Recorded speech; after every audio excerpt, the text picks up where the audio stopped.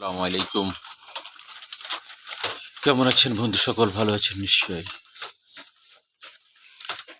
খামোশ মুসলমান, চুপ মুসলমান। পশ্চিমবাংলার পরিস্থিতির দিকে তাকিয়ে আমি বিশেষ কয়েকটি কথা আপনাদের সামনে তুলে ধরব বা বলবো। আমার কথাটা একটু বোঝার চেষ্টা করবেন। আন্দোলন প্রোটেস্ট করার মতো ক্ষমতা বর্তমান ভারতবর্ষে মুসলমান সম্প্রদায়ের আয়ত্তের সম্পূর্ণ বাইরে। কারণ ক্ষমতাধারী এক আজীব সম্প্রদায়। আমি সেই সম্প্রদায়ের উপর হিংসা করে কথা বলছি না যারা হিন্দুত্বের কথা বলে বা হিন্দু সম্প্রদায়। এটা কোনো হিন্দু সম্প্রদায় নয় বা হিন্দু সম্প্রদায়ের উপর কথা আমি বলছিও না। এটা বিজেপি, আরএসএস, বজরং একটা সম্প্রদায়। এটা আলাদাই সম্প্রদায়। এরা হিন্দুত্বের ভেতর পড়ে কিনা আমার সেই সন্দেহ আছে। কারণ প্রতিনিয়ত আমার চলাফেরা হিন্দু ভাইদের সঙ্গে, ওঠা বসা সবসময়, ট্রেনে বাসে সবসময় তাদের সঙ্গেই আমার চলাফেরা। বাতকল্লা থেকে শিয়ালদা পর্যন্ত যাই, কোনো একটি মানুষের সঙ্গে ভাগ্যিস আমার হয়তো পড়ে না, আর পড়লেও আমি সেটাকে এড়িয়ে চলি। কোনো রাজনৈতিক হিংসাত্মক উগ্র হিন্দুত্ববাদী কোনো রাজনৈতিক নেতা যদি ট্রেনের ভেতর ওঠে, সেটা হয়তো কারো নসিব খারাপ হতে পারে। আদার্স যারা ট্রেনে বাসে যায় বা আমিও যাই, কোনো সময় জাতিগত দিক থেকে কোনো কথা আমি বলেও না, আর তারাও হয়তো আমার সঙ্গে সেই ব্যবহারটুকুও করে না।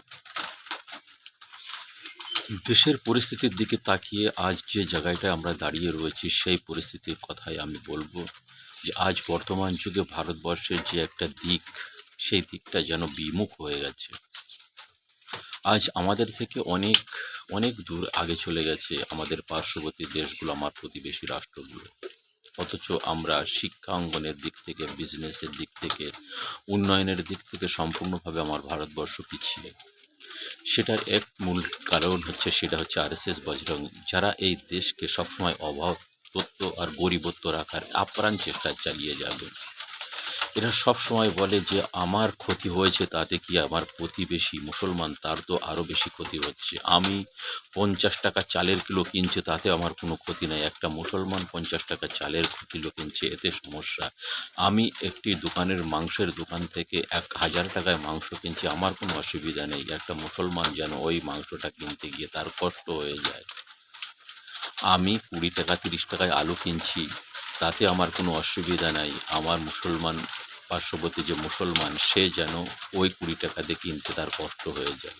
আমি একটা শাড়ি কিনছি 2000-3000 দিয়ে, আমার কোনো অসুবিধা নেই, কিন্তু ওই মুসলমান সম্প্রদায়ের লোকটা যেন ওই টাকাটা দিয়ে কিনতে যেন তার কষ্ট হয়ে যায়, এটাই যেন তার আনন্দিত হয়। এই মানসিকতা যখন আমার ভারতবর্ষের বুকে এসেছে, তখন আমার দেশ কখনো আগে বাড়ার মতো কোনো পরিস্থিতি নেই। তাই বলছি বন্ধু, দেশটা কি করে তুমি রক্ষা করবে? খামোশি চুপ থাকা মুসলমানগুলো আজ কেন চুপ জানো? চুপ একটাই কারণ, এই দেশকে স্বাধীনতা করার সময় হাজার হাজার মুসলমান সম্প্রদায়, লাখো লাখো মুসলমান যারা মৌলবী, তারা জীবন দিয়েছিল ব্রিটিশদের সঙ্গে নিজের দেশকে রক্ষা করার জন্য আপ্রাণ চেষ্টা চালিয়ে, এবং নিজের রক্তক্ষরণ রক্তান্তর করেছিল আমাদের এই দেশকে। তার সঙ্গে ছিল আমাদের হিন্দু সম্প্রদায়ের মানুষ, তারাও একসাথে মিলিতভাবে হিন্দু মুসলমান মিলে এই দেশকে স্বাধীন করেছিল।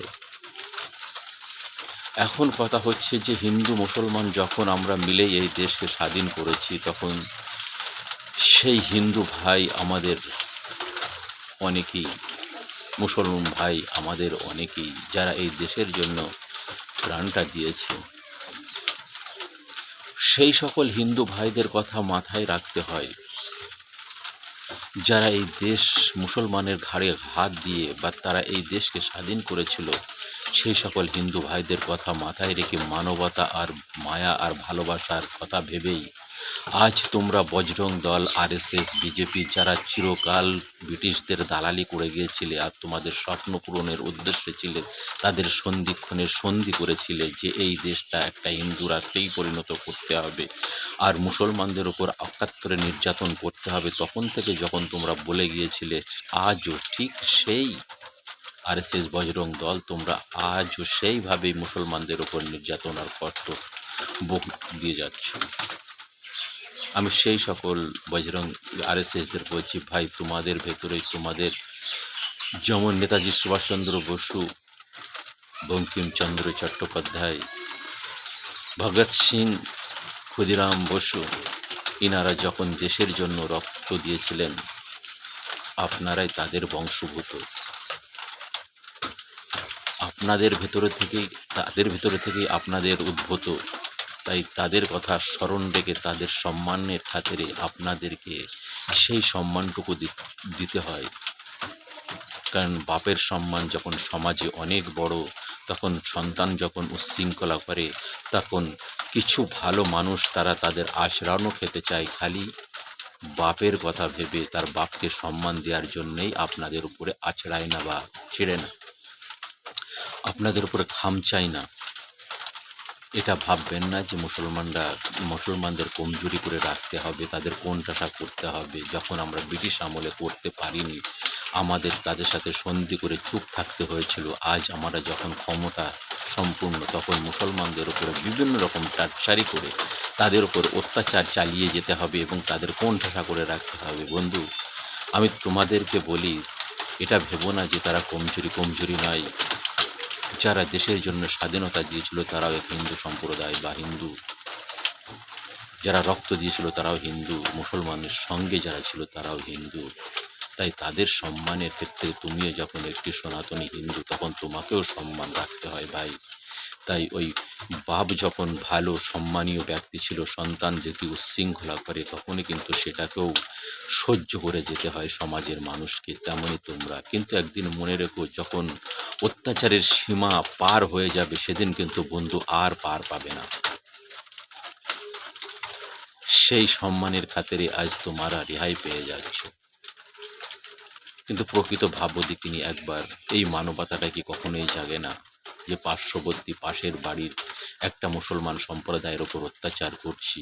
একটু কি মনের ভিতরে সংকোচ বোধ হয় না যে আমি তো কালকে উঠি বসি সবসময় তার স্মরণ, তার চোখ দেখি, তার মুখ দেখি, তার সঙ্গে কথা বলি, এক মাঠে চাষ করি, খাই, এক রাস্তায় চলাফেরা করি, এক অফিসেই দুজনে মিলেই কাজকর্ম করি, অথচ তার প্রতি ঘৃণাস্বরূপ রাখবো? কারা করায়? আমি আমার হিন্দু সকল ভাইদেরকে সকলকে সম্মান করি এবং ভালোবাসি, অন্তর থেকে মানবতার সহিত তাদেরকে ভালোবাসি। কিন্তু এই যে উগ্রতা, যে রাজনৈতিক নেতা বা রাজনৈতিক দলগুলো একটি বিশেষভাবে তাদের একটা মানসিকতাকে চেঞ্জ করিয়ে হিংস্র জানোয়ারের মতো আচরণ করে, এরা কি কোনোদিন শান্তি পাবে? আর তাদের এই দৃষ্টিধারা, তাদের এই ভাবনাধারাটা কি আপনাদের মনের ভেতরে কোনোদিন সংকোচবোধ হয় না? তাই বলছি বন্ধু, এই সকল মানুষকে পরাজিত করতে হলে রাজনৈতিকভাবে পরাজিত করা অত্যন্ত প্রয়োজন। তাদের জন্যে তাদের এই দেশ থেকে বিতাড়িত করতে হবে, তাদের রাজনৈতিক ক্ষমতা থেকে বিচ্যুত করতে হবে। একটি সুন্দর সরকার প্রতিষ্ঠিত করতে হবে, যে ছাত্রদের কথা ভাববে, যে সাধারণ মানুষের কথা ভাববে, যে সারা ভারতবর্ষের মানুষের কথা ভাববে। কোনো জাতি বিদ্বেষ নয়, কোনো রাগ নয়, বিমুখ নয়, সকলের সঙ্গে সামঞ্জস্যতার সাথে দেশকে পরিচালনা করবে। উপরওয়ালার কাছে সেই দোয়াই করব যাতে সেই ধরনের মানুষ যেন আমাদের এই ভারতবর্ষের বুকে একটি প্রতিষ্ঠিত করে পাঠায়। সেই চিন্তা ভাবনাটাই আমি রাখবো। সকলে ভালো থাকবেন বন্ধু। মন মেজাজ খারাপ না করে নিজের ভাবনাকে সুন্দর, দৃঢ় এবং ভদ্রতার সহিত রাখারই চেষ্টা করব। আশা করি আমাদের এই মানসিকতাটা থাকলেই আমরা সাকসেসফুল আমার দেশকে উন্নততর করতে পারবো, আশা করি।